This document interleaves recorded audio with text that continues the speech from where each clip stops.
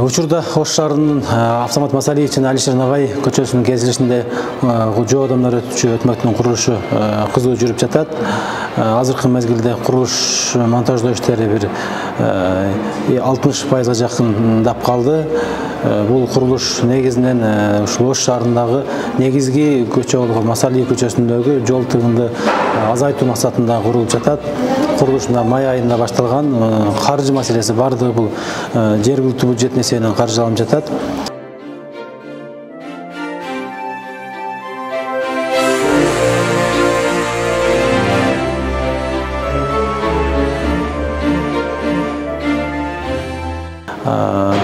Негизинен бул өтмөк 4 тарабынан атайын жөө адамдар чыгуучу тепкичтер каралган, андан сырткары кары картаңдар, майыптар үчүн атайын лифт каралган, жалпы тегеректин адам басуучу жери 3,5 метр, негизи өзүнүн эндүүлүгү бул 4 метрде түзөт. Бийиктиги болсо 6,10 баштап 7 метрге чейин бийиктикте болот.